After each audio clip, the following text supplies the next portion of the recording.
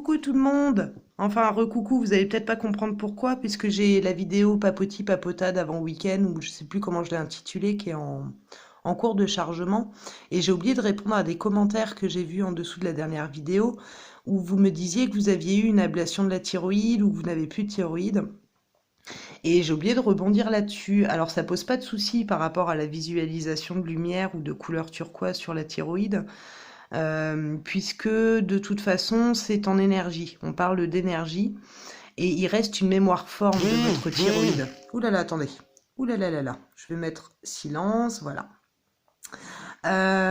Donc, je vous disais, ça n'a aucune forme d'incidence puisqu'on est sur un point de vue énergétique. Et donc, il reste une mémoire forme de cette thyroïde qui a été enlevée. Quand je parle de mémoire forme, c'est par exemple comme s'il y avait eu un meuble longtemps sur un tapis, on va dire quelques années ou des années. Bah, le tapis, il va prendre la forme des pieds du meuble ou de l'objet qui aura été posé à cet endroit-là pendant des années.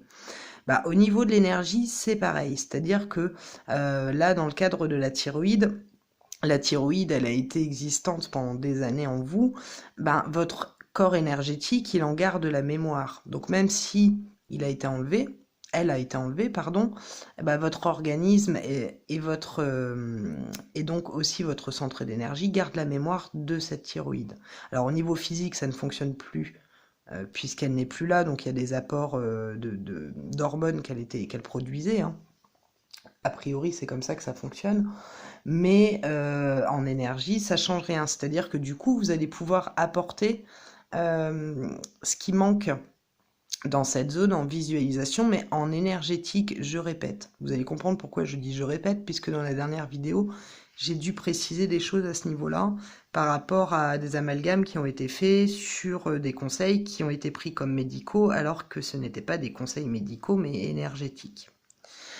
Donc du coup, visualiser cette zone-là énergétique va pouvoir vous permettre, si je puis dire, de renforcer le centre énergétique de la gorge de cette manière-là, de manière énergétique. Et je vais profiter donc de cette vidéo rapidement et je vais te remercier, ma petite Izzy, mais qui est si grande de cœur, de m'avoir lancé sur le sujet de l'art de permettre, qui est en mon sens aussi importante et que j'aimerais traiter rapidement aussi dans cette vidéo. Alors l'art de permettre, on est dans la dynamique de permettre à l'autre d'être tel qu'il est, avec ses limites, avec ses capacités, avec ses qualités, avec ses défauts. Alors bien évidemment, on est poussés tous, comme on est humain, à avoir des réactions plus ou moins épidermiques, ou plus ou moins positives, ou plus ou moins négatives par rapport à certaines choses. Et l'art de permettre va nous permettre, sans vilain jeu de mots, de pouvoir prendre le recul et de se dire, bah finalement, l'autre il est comme il est. L'autre il apporte, de par la manière qu'il est, bah, du bon à d'autres personnes, ou va nourrir des attentes de telle ou telle personne. Et ça va nous permettre aussi de prendre conscience que nous avons tous une place, nous avons tous un rôle, mais qu'en même temps, on n'est pas obligé, même si on permet à l'autre d'être ce qu'il est, et ben comment dire, on va permettre à l'autre d'être ce qu'il est, mais on va aussi se désencombrer, nous, d'une sensation d'obligation, du coup, de prendre tout ce qui va pouvoir nous projeter. Voilà, c'est juste un sujet de méditation, hein, sur l'art de permettre, puisque ça va être un petit peu le... Je vous le partage, puisque c'est un petit peu la méditation du moment pour moi, grâce à ma petite Izzy, et enfin ma grande Izzy. Et voilà, et c'est un sujet que je vous invite à cultiver en vous, à voir quelque part quand l'autre nous demande de changer ou nous demande d'être de telle ou telle manière, ce qu'on ressent nous à ce moment-là, c'est un petit peu ce qu'on va ressentir quand on va aussi demander à l'autre de changer. Et finalement, l'art de permettre va nous aider à accepter l'autre dans son entièreté, de l'accepter tel qu'il est et de continuer son chemin avec, ou de continuer son chemin en parallèle.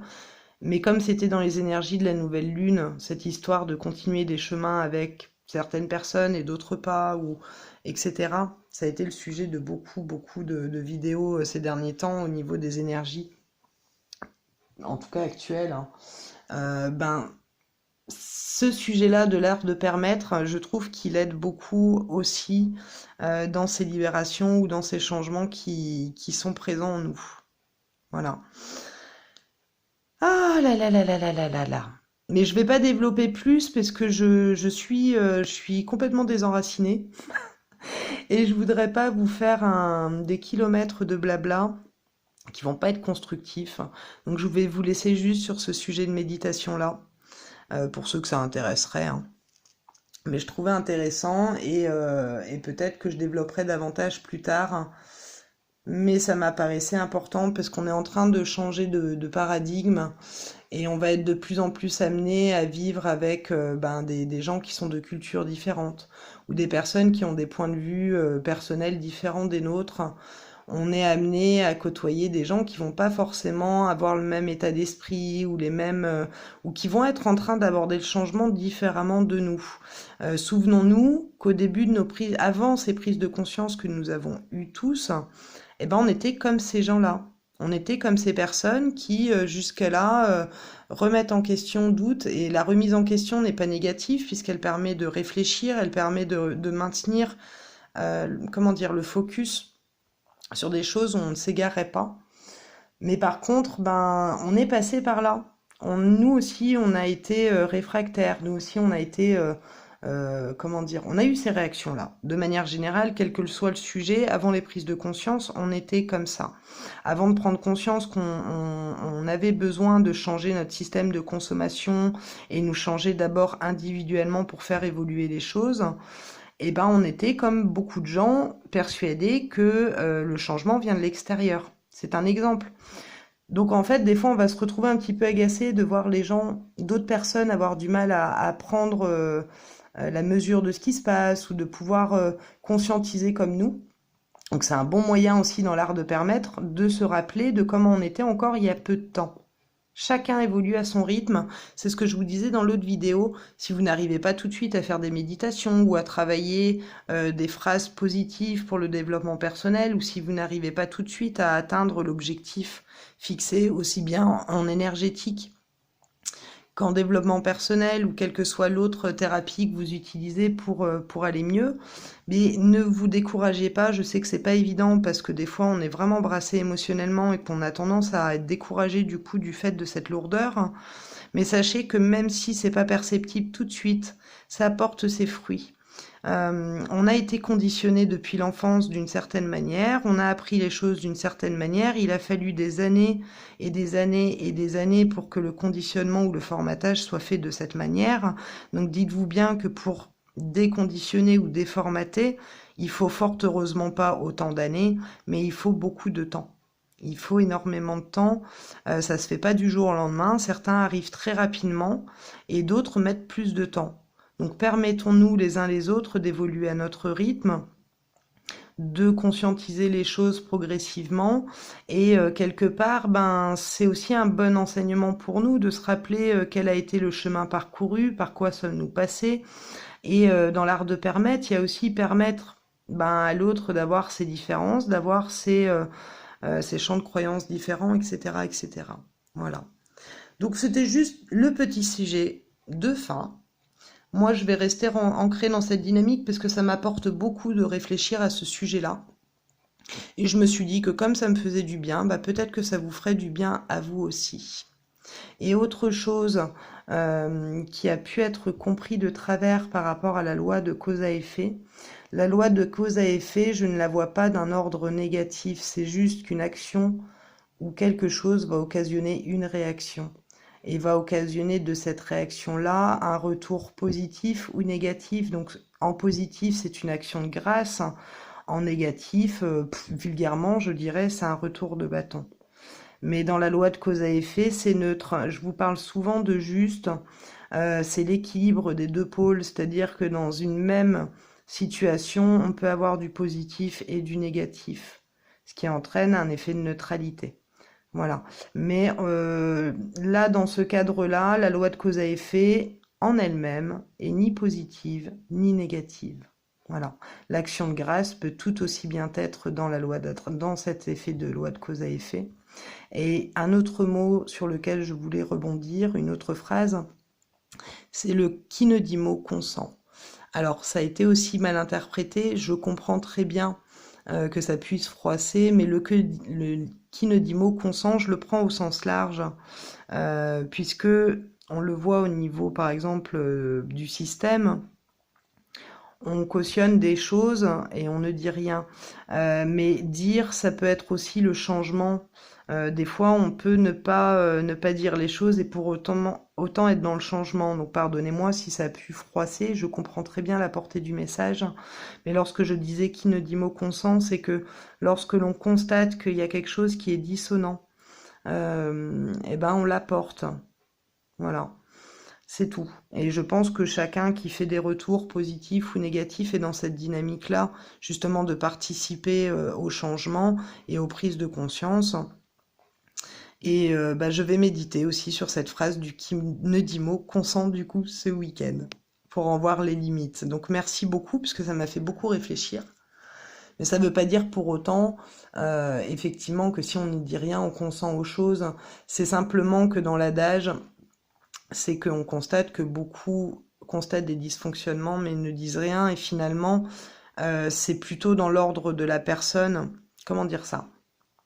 Ça donne la sensation, là j'étais sur le système par exemple, mais le fait qu'on ne dise rien, ça peut laisser percevoir au système qu'on consent tel qu'il fonctionne de cette manière-là. Ça peut être dans la compréhension du coup que comme on ne dit pas non on n'en veut plus, etc., ça veut dire que ils peuvent continuer à agir puisqu'on ne manifeste pas notre mécontentement ou notre volonté d'aller dans l'autre sens. Et comme on n'est pas entendu verbalement, effectivement, le changement, il passe du coup par la consommation, etc. Mais là, dans le sujet que je développais, j'ai dit qui ne dit mot consent, puisque j'avais dénoté d'un comportement négatif de cette jeune personne qui a plusieurs faux comptes, etc. Et c'est pour ça que j'ai employé ce terme. Voilà. Parce que je ne consens pas à ce que les gens se fassent rouler de cette manière-là et que des personnes puissent se faire plusieurs profils pour aller agresser certains et brosser dans le sens du poil d'autres sans se mettre sous leur véritable identité. Et c'est là où je disais qui ne dit mot consent, c'est qu'à un moment donné, je vois ça, je vois tous ces faux profils qui vont attiser les amalgames ou les incompréhensions ou les tensions.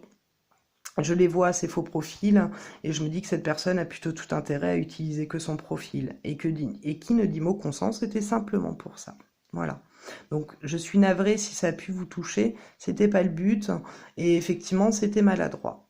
Voilà, donc en tout cas, voilà, maintenant que j'ai fini mon petit topo final, pardon, je vais faire le dernier au revoir, le dernier de la semaine, puisque je vais revenir. Mais je vous souhaite en tout cas de passer un excellent week-end. J'ai l'impression qu'avec la nouvelle lune, ça va être agité. Donc c'est important justement, comme je vous disais dans la dernière vidéo, de vous retrouver avec des gens qui seront bienveillants et qui seront dans une dynamique harmonieuse. Et de vous mettre dans un espace cocon si vous pouvez le faire. Voilà, donc bichonnez-vous bien, prenez bien soin de vous. Je vous souhaite le meilleur en tout point et je vous dis à très bientôt pour la suite. Je vous embrasse, à tout bientôt.